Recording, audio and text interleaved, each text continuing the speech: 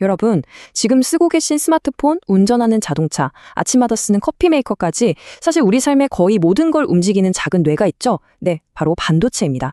근데 이 반도체가 도대체 어떻게 만들어지는지 그 현장을 들여다보면요, 정말이지 외계 기술이 아닐까 싶을 정도로 복잡하고 숨막히는 세상이 펼쳐집니다. 오늘 그 안으로 한번 제대로 들어가 보시죠. 이게 그냥 웃어넘길 얘기가 아니에요. 반도체 업계의 그 살벌한 압박감을 진짜 딱 보여주는 말이거든요. 여기 엔지니어들은 그냥 회사원이 아니에요. 거의 24시간 대기하는 소방관 같은 거죠. 왜냐? 전화벨 한번 울릴 때마다 수십억 원이 왔다 갔다 하니까요. 정말입니다. 자, 이 숫자 좀 보세요. 1억 원. 이게 뭐냐면요. 반도체 공장에서 장비가 딱 1분 멈췄을 때 그냥 공기 중으로 사라지는 돈입니다. 1분에 1억이에요. 이 숫자 하나가 이 산업의 모든 걸 말해줍니다. 속도, 정밀함, 그리고 단 한 번의 실수도 용납한 데는 그 엄청난 압박감. 바로 그거죠. 네, 1분에 1억. 이건 그냥 숫자가 아닙니다. 반도체 산업의 심장을 뛰게 하는 그야말로 경제적 그리고 인간적인 압박 그 자체예요. 그래서 첫 번째 파트에서는 이 압박이 대체 어떻게 이 모든 걸 돌아가게 만드는지 한번 파헤쳐 보겠습니다. 반도체 공장, 그러니까 팹이라고 하죠. 여긴 절대 잠들지 않아요. 365일 24시간 돌아갑니다. 왜냐고요? 한번 멈췄다가 다시 돌리려면 와 진짜 천문학적인 돈이랑 시간이 깨지거든요. 그래서 3교대로 계속 돌리는 거예요. 이런 솔직히 말해서 워라밸과는 거리가 먼 문화가 역설적이게도 동아시아가 반도체 시장을 꽉 잡게 된 핵심 이유 중 하나로 꼽히는 거죠. 아니 이렇게까지 압박을 받으면서 24시간 공장을 돌리는 이유가 뭘까요? 답은 하나입니다. 더 작게 그리고 더 강력하게 머리카락보다도 수천 배나 작은 공간에 수십억 개 회로를 새겨 넣어야 하거든요. 이걸 어떻게 가능하게 할까요?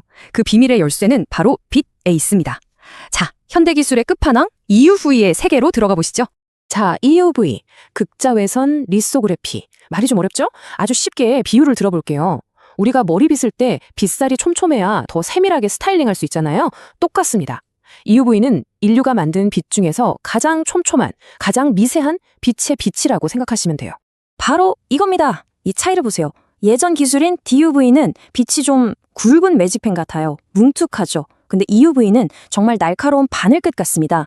왜 이런 차이가 나냐면 빛의 파장이 짧을수록 빛이 옆으로 퍼지는 현상이 줄어들거든요. 그래서 훨씬 더 가늘고 선명한 선을 그을 수 있는 거예요. 이 얇은 빛 덕분에 우리가 지금 코로나 바이러스보다도 훨씬 작은 7나노미터 이하의 회로를 그릴 수 있게 된 겁니다. 근데요, 이 엄청난 기술이 이제는 지정학적 무기가 되어버렸습니다. 미국의 핵심 부품이랑 특허를 자기들이 갖고 있다는 이유로 최신 EUV 장비를 중국에는 팔지 못하게 꽉 막아버린 거죠. 그럼 중국은 어떻게 할까요? 포기할까요? 아니죠. 마치 모기장을 한 겹, 두 겹, 세 겹 겹쳐서 더 촘촘하게 만들려는 것처럼 구형 기술을 여러 번 덧칠하는 방식으로 어떻게든 따라가려고 발버둥 치고 있는 상황입니다. 자, 그럼 이게 다 순수한 물리, 과학의 영역일까요? 꼭 그렇지만도 않습니다. 이제부터는요, 완벽한 수율을 위해서 거의 예술의 경지, 심지어는 미신까지 동원되는 정말 믿기 힘든 현실을 한번 들여다보겠습니다. 여러분, 2나노칩, 3나노칩 이런 말 엄청 많이 들어보셨죠? 그럼 당연히 회로 폭이 2나노미터구나 하고 생각하실 거예요. 근데 정말 그럴까요? 정답은 아니오입니다. 놀랍죠? 업계 전문가들 말로는 그 숫자는 이제 실제 물리적인 크기가 아니라 일종의 브랜드명이라는 거예요. 예전에는 그 숫자가 실제 회로폭이랑 비슷했는데 칩 구조가 평면에서 입체로 바뀌면서 더 이상 선폭 하나만 가지고 성능을 말하기가 애매해진 거죠. 그래서 지금의 2나노는 이전 세대보다 이만큼 더 좋아졌어요 하는 일종의 기술 세대를 나타내는 이름표 같은 게 된 겁니다. 그럼 실제 크기는 대충 어느 정도일까요? 여기서 업계 사람들끼리만 아는 재미있는 팁이 하나 나옵니다. 바로 공정 이름에 4.5 정도를 곱해보는 거예요. 그럼 2나노 공정이라고 하면 2 곱하기 4.5 대충 9나노미터 정도의 실제 회로 크기를 가지고 있겠구나 하고 어림짐작해 볼 수 있다는 거죠. 이거 완전 내부자 꿀팁이죠? 탭 안으로 들어가면요. 우리가 평소에 아무렇지도 않게 생각했던 모든 것들이 적이 됩니다. 공기 중에 떠다니는 먼지 한 톨? 그거 하나 때문에 칩 전체가 불량품이 될 수 있어요. 옆에서 누가 쿵 하고 걷는 미세한 진동? 그것 때문에 회로가 삐뚤어질 수 있고요.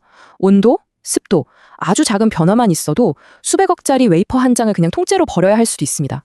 정말 모든 걸 완벽하게 통제해야 하는 곳이죠. 그런데 이렇게까지 완벽을 추구하는 정말 첨단 기술의 결정체 같은 곳에서 가장 흥미로운 일이 벌어집니다. 바로 이거예요. 인간의 힘으로는 도저히 컨트롤이 안 되는 영역에 도달하니까 엔지니어들이 신에게 빌기 시작하는 겁니다. 실제로 대만에서는요, 공정 잘 되게 해달라고 제사를 지낸다고 해요. 정말 아이러니하죠? 기술의 가장 높은 곳에서 가장 인간적인 모습을 보게 되는 겁니다. 자, 이렇게 먼지 하나까지 다 잡아내면서 완벽을 추구해 왔는데 이제는 정말 피할 수 없는 거대한 벽에 부딪혔습니다. 그건 바로 물리 법칙이라는 벽이에요. 더 이상 2차원 평면 위에서는 작아질 공간이 없어진 겁니다. 그럼 어떻게 해야 할까요? 엔지니어들은 바닥이 아니라 하늘을 보기 시작했습니다. 네, 이제 위로 쌓아 올릴 시간입니다. 핵심은 이겁니다. 이제 우리가 나노미터 단위를 넘어 옹스트롬 단위로 얘기를 해야 해요. 옹스트롬이 뭐냐면 그냥 원자 한두 개 크기라고 보시면 됩니다. 말 그대로 물질의 가장 기본 단위, 원자의 벽에 부딪힌 거예요. 이보다 더 작아질 순 없잖아요? 평면에서는 이제 끝난 겁니다. 그래서 이제 칩을 만드는 방식, 그러니까 건축 방식을 바꿔야 하는 거죠. 예전 2D 칩은 그냥 모든 걸 한 층에 때려박은 단층 칩이었어요.